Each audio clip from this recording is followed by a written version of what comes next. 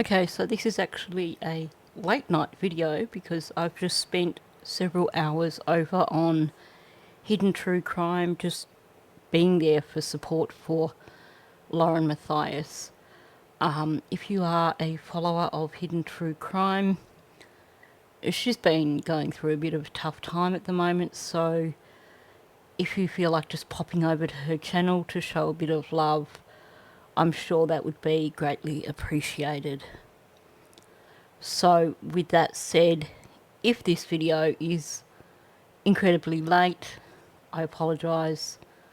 But when it comes to someone like Lauren who has a heart of gold, then if I have to sit there for a 7-hour live stream to show my support, I'm going to do that. So for those of you who are not familiar with the Watts case, I'm just going to give you a really brief rundown. I'm not going to go too heavy into the details because honestly it is one of the more distressing cases. This case occurred in August of 2018. On the left hand side of the screen there you can see Shanann Watts, who is the mother, Bella and Cece. And Shanann was pregnant at the time with a little boy called Nico. On the 13th of August 2018, her husband, Chris Watts, smothered them all in their sleep. He put Shanann in a shallow grave,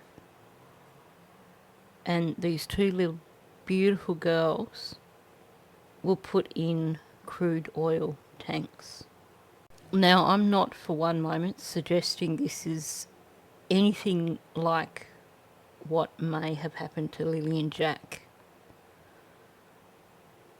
The reason I'm doing this video is to highlight some of Chris Watts' behaviours, which really stand out to me as being far too similar to what I'm seeing from Daniel Martel. So I wanted to share that with you in this video.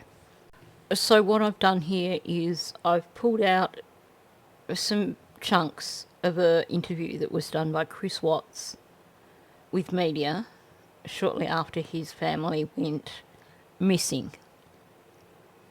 And I will be going through that and pausing along the way to highlight some of his behaviours that I think you are going to find incredibly familiar. I should probably also apologise. You can probably hear the air conditioner going in the background. We've got the first real day of summer here in Bendigo. So in terms of temperature Celsius, I think it got to about 32.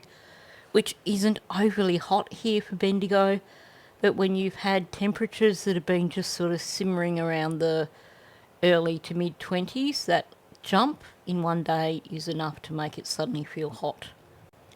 So on that note, let's just jump straight into this video so I can get through it and actually go to bed at some point tonight.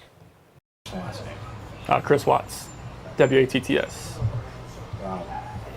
What's going on right now around your house? Right now, it's you got K9 units, the sheriff's department.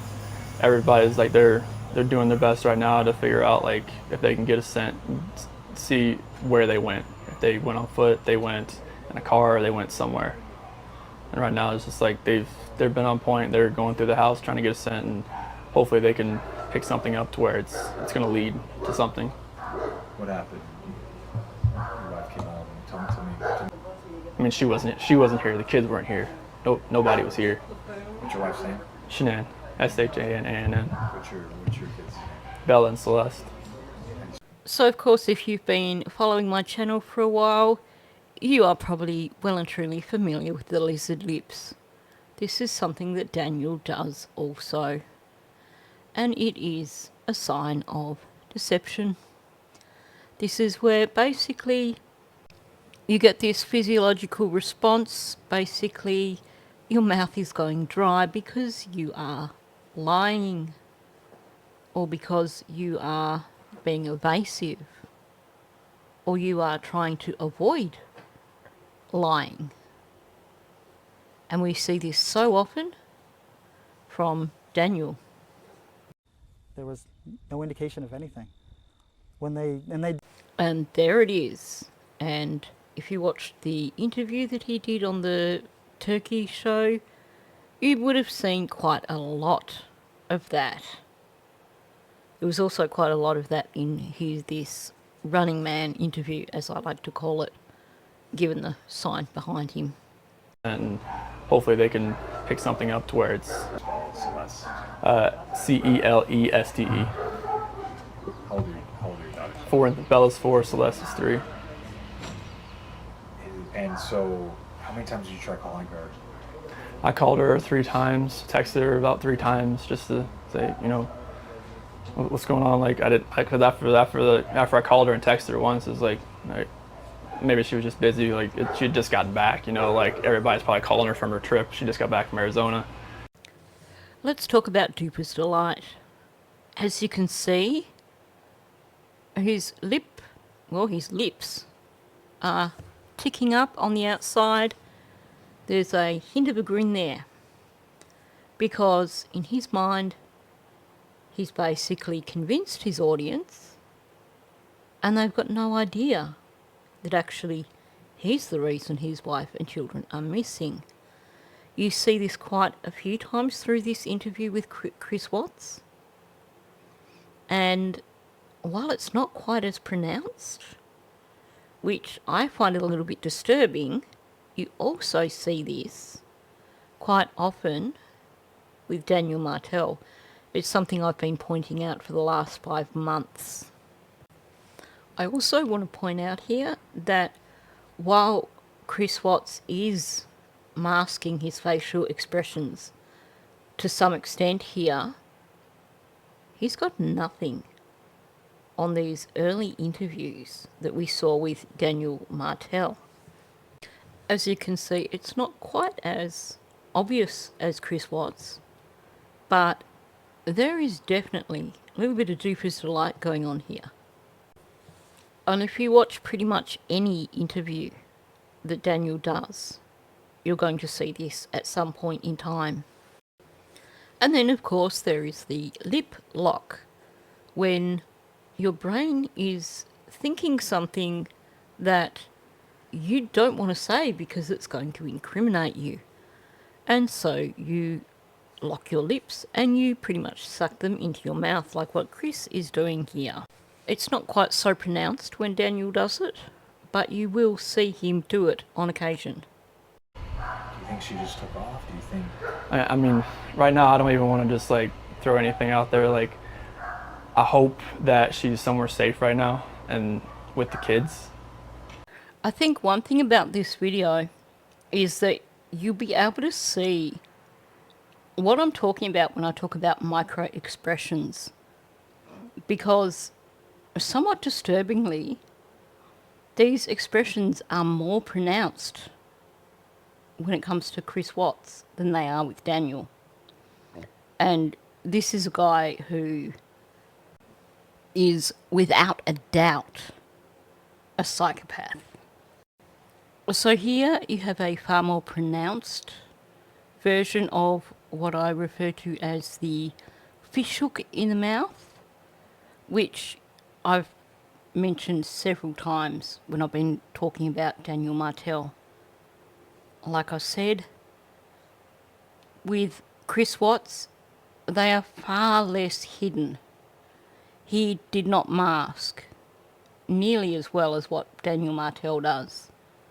So Daniel Martel's expressions, you've really got to pay attention or you miss it. Now in the next clip, you will need to watch Chris Watts kind of closely to catch this brief moment, because he's doing another thing here that Daniel does frequently in his interviews. Much of what he's doing here, he is directing it to the person who is interviewing. But like Daniel, he also throughout the interview was quickly glancing to see if his story was hitting home with the cameraman as well. Basically checking his audience to make sure that he was selling his story enough. The other thing you will notice, which will be very familiar, is him swaying, locking his arms in this position that you can see, and occasionally the arm gets loose and does this grand gesture and then gets pulled back in. Now, we know that Daniel has decided that his helicopter arms are convincing. So Daniel takes it to an extreme. So he outdoes Chris Watts with the helicopter arms. But you can see the same thing going on here. Got delayed from Arizona because of like other storms around the nation. So she's supposed to get home at like 11. She got home at like 1:48. She got in bed about 2. What was she going for? Like family trip or what? It was a Thrive direct sales. It was a local event that was down there between a bunch of leaders in the company. And that day she was back. I mean, I left work early that morning, like 5:15, 5:30. So like she barely got into bed pretty much. So he was mentioning something along the lines of something happened Thursday night, Yeah. and your story isn't matching up. Yeah, well, not just matching, it didn't have enough detail for him, personally. And then that's when I asked him, do you know anything on the case? And he said, not really. I've seen you on the news once. And that kind of alarmed me, or, shocking, because you're having somebody that's trying to get you to admit to something, and they don't know any details. So they... The next 2 clips you'll see the same thing of basically trying to read the audience, trying to check that they've got it right. But check out the other little cues that are going on as well. See if you can spot some of the things that I pointed out earlier on in the video. Right now, this is what they're doing right now is with the canines in the sense. I think this is the biggest thing. This is the biggest thing they've done so far, because yesterday the Frederick Police Department did all the searching of the house and tried to gather whatever information they could. And with the detectives, officers, and sergeants, and today it's, obviously with all the activity that's around, it's there's a lot going on around here, and I really hope that all this can lead to something positive. what did your neighbors, did they see anything? Did your neighbors see anything? No, like we've Yeah, the pipeline trail right here where we're standing. Mm-hmm. They Yeah. did. I mean, they spent every hour they could searching, not, planning or anything like that. I mean, they were boots on the ground, just doing whatever they could. if somebody has her, just please bring her back. I need to see everybody. I need to see everybody again. This house is not complete without anybody here. Please bring her back. That's it. I can take that mic off you. I'm still holding out hope. I don't know why they didn't find anything from Jack's pull-up to her backpack or any of her belongings at all. They just haven't found anything. So this was admittedly a shorter video than usual, but I just wanted to point out, after seeing that latest interview with Daniel Martel where he was doing the swaying with the arms crossed and the crossing the arms and then releasing it for a bit of a helicopter arm and then putting it back in, and you saw in that one clip that I showed that he didn't even get as far as actually locking the arms in before he whacked out with another helicopter arm. To me, I think the thing that is most unsettling is not so much the number of similarities between his body language and that of Chris Watts, but more so that with Daniel, we're looking more at micro expressions. They are far less pronounced, and if you're not paying attention, you miss them. And like I said, that is in comparison with a guy who is undoubtedly a psychopath, who ended his entire family, his wife, his unborn baby boy, and his 2 daughters. And I'm not even going to discuss. Those of you who know the case know what I'm talking about. But I'm not even going to discuss how he got those babies into that crude oil drum thing. Because the hole in the top was quite small. Anyway, that brings us to the end of this video. I will be back tomorrow with a longer, more in-depth video. I will be going back to looking at more of what Daniel was saying on that Turkey show when he did that interview.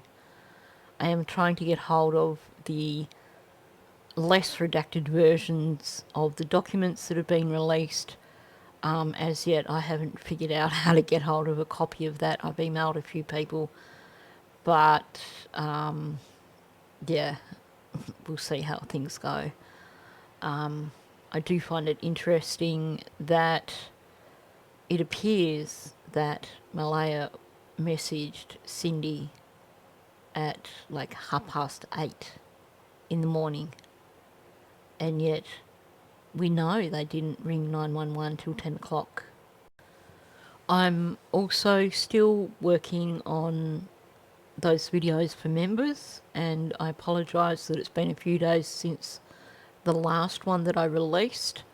I have been knee-deep in doing a handwriting analysis on Malaya's letter, because there's a lot that she reveals through her handwriting. You would be amazed.